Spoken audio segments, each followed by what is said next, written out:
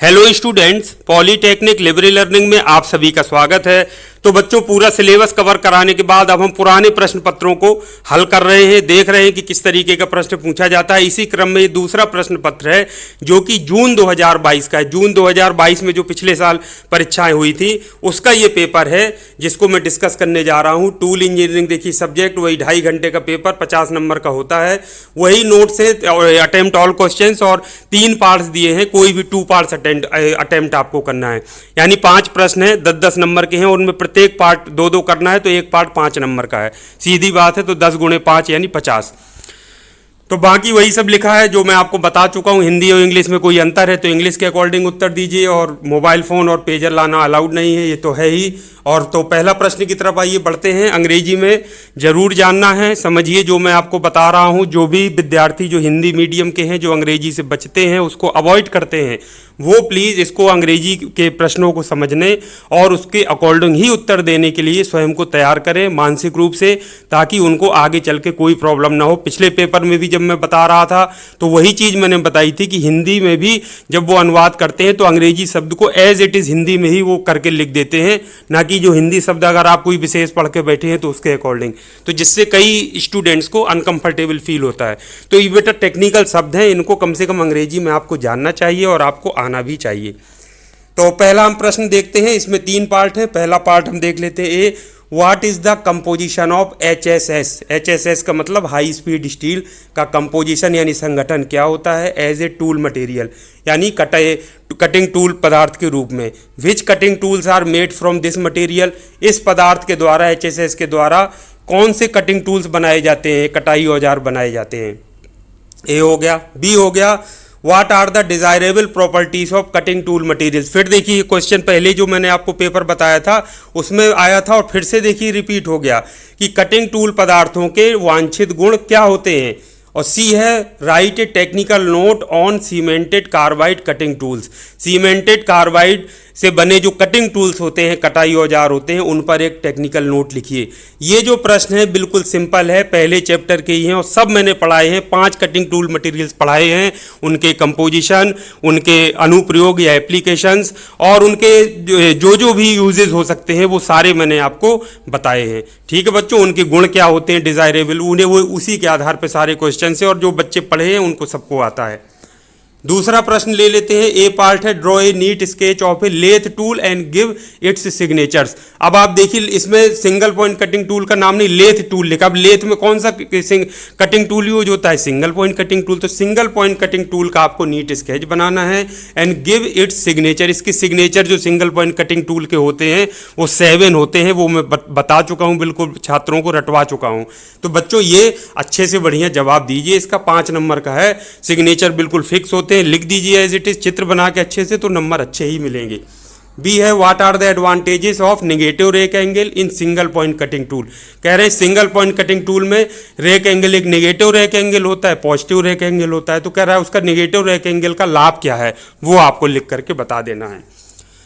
सी part है, write a short note on throw away insert. कितना महत्वपूर्ण टॉपिक है पहले चैप्टर में। थ्रो अवे इंसल्ट क्या होता है? थ्रो अवे मतलब इंसल्ट ऐसा जो घिस जाए, निकाल करके फेंक दो। पढ़ाया था कितने अच्छे तरीके से, चित्र भी उसमें बनाए थे, दिखाए थे, तो उसको आप कर दीजिए।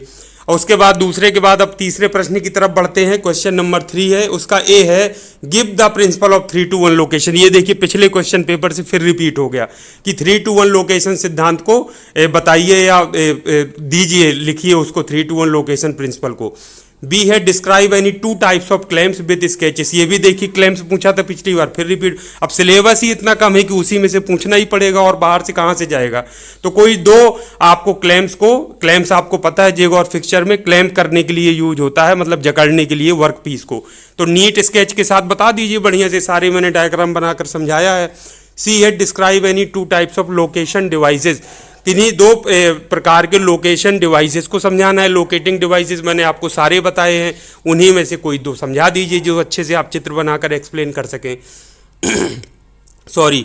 चौथा प्रश्न है, उसका ए पार्ट है, what are the differences between a jig and fixture? अब मैं जो कह रहा था पिछले पेपर में पूछ रहा था कंपैरिजन, यानी दोनों की तुलना की। जब डिफरेंसेस पूछ रहा है, बात दोनों एक ही है, लाइन बीच से खींची, एक तरफ जिग एक तरफ फिक्सचर। 5-6 जो अंतर या कंपैरिजन मैंने बताया है उसको लिख दीजिए, बात खत्म हो गई। बी है mention important principles of jig and fixture design. ये फिर रिपीट हो गया, जिग और फिक्सचर डिजाइन के कुछ महत्वपूर्ण सिद्धांतों को मेंशन कीजिए, यानी लिखिए, उनको बताइए। तो इसको बता दीजिए क्या दिक्कत है। उसके बाद सी है mention at least 4 advantages of using jig and fixture. ये देखिए बिल्कुल सिंपल सा, ये भी मुझे लग रहा है शायद रिपीट हुआ था पिछले में। जिग और फिक्सचर के क्या करना है, उपयोग के कुछ आपको 4 एडवांटेजेस या लाभ आपको लिखना है, या मेंशन एटलीस्ट 4। ज़्यादा आते हैं तो ऐसे ज़्यादा हैं, 6-7 हैं, उसमें से जो आप कम से कम 5-6 तो आप लिख ही दीजिए। ये पेपर 29/6/2022 को हुआ था, यानी 29 जून को ये उसी का पेपर है। 5वां है, आपको देखिए 5वां प्रश्न है give the uses, A part है give the uses of following jigs, यानी एंगल प्लेट और चैनल जिग। तो दोनों मैंने बताए हैं, दोनों के चित्र बना करके समझा दीजिए जिग्स को। बी पार्ट है write A technical note on drill Bush, drill Bush पर टेक्निकल नोट लिखिए। ये भी देखिए पता है ना कि बार बार प्रश्न वही रिपीट होते हैं। Give the amount of clearance for bushing, bushing के लिए क्लियरेंस का अमाउंट बताइए। और सी है आपका डिस्क्राइब आइदर ए वेल्डिंग फिक्सचर और मिलिंग फिक्सचर, कह रहा है दोनों में से किसी एक फिक्सचर को समझाइए। तो वेल्डिंग फिक्सचर बता दीजिए, चाहे मिलिंग फिक्सचर। तो जो आपको अच्छे से डायग्राम आता हो उस डायग्राम को बना करके एक्सप्लेन कर दीजिए। अब जल्दी से हिंदी वर्जन भी देख लेते हैं बच्चों। हिंदी वर्जन में सब वही है। अब आप देखिए प्रश्न पहले का आवासा या का खा गा ऐसे लिखा रहता है हिंदी में। एचएसएस टूल मटेरियल की कंपोजिशन क्या है, एचएसएस वही है। टूल मटेरियल देखिए अंग्रेजी शब्द है, मतलब कटिंग टूल पदार्थ, और कंपोजिशन संगठन सब, लेकिन देखिए हिंदी में लिखा है। तो वही चीज है जो आप इंग्लिश में पढ़ रहे थे वही हिंदी में। तो ये सब शब्द आपको आने चाहिए, इतनी समझ होनी चाहिए कि प्रश्न को पढ़ सकें। इस मटेरियल से कौन कौन से कटिंग टूल बनाए जाते हैं। जो बच्चे कटाई औजार पढ़ के बैठ जाते हैं, माइंड में बैठा लेते, कटिंग टूल का नहीं बार बार प्रयोग करते हैं, उनको कहीं ना कहीं फिर अनकंफर्टेबल फील होता है।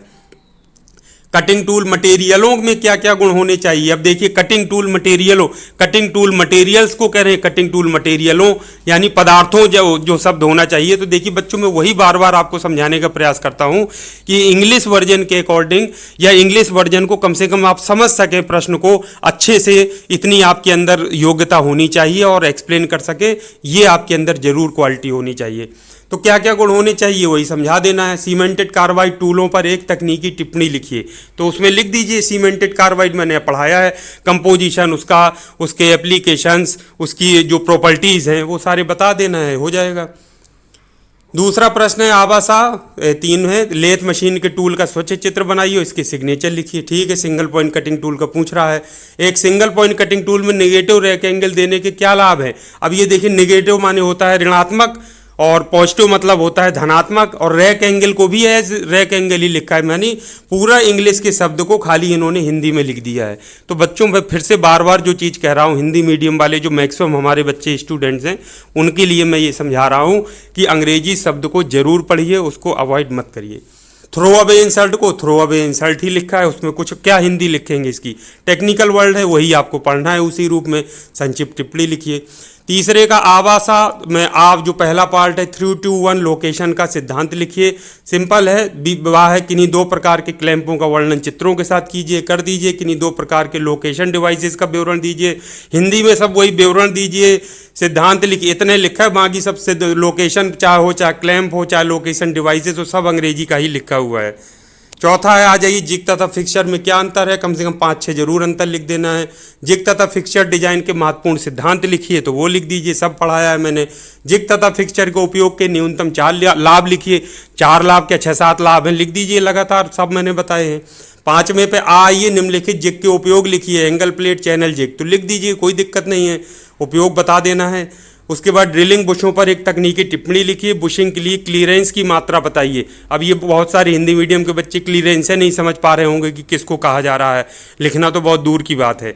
चलिए अगला है साह बिंदु है, इसको मैं फिर कह रहा हूँ कि अंग्रेजी में ही हर चीज़ को समझ करके उत्तर दीजिए। निम्नलिखित में से किसी एक का विवरण दीजिए, वेल्डिंग फिक्सचर चाहे मिलिंग फिक्सचर, दोनों में से जिसका चित्र अच्छे से बना करके एक्सप्लेन कर सकते हो उसको आप चूज़ करिए और उसको पूरा लिख डालिए। अगर आप ये सा पर जो ऑप्शन है उसको चूज़ करते हैं उत्तर देने के लिए। तो इस प्रकार से बच्चों ये पेपर कंप्लीट हुआ है। ये पिछले साल 2022 का पेपर है। तो 2 पेपर हमारे हो गए, ये दूसरा पेपर हो गया। अब तीसरा मैं क्वेश्चन पेपर भी आपको दिखाऊंगा। तीनों पेपर अच्छे से करके जाना है, सिलेबस के अकॉर्डिंग पढ़ के जाना है। तो फिर मिलते हैं नेक्स्ट वीडियो में। Thank you very much. आप सभी का दिन शुभ हो।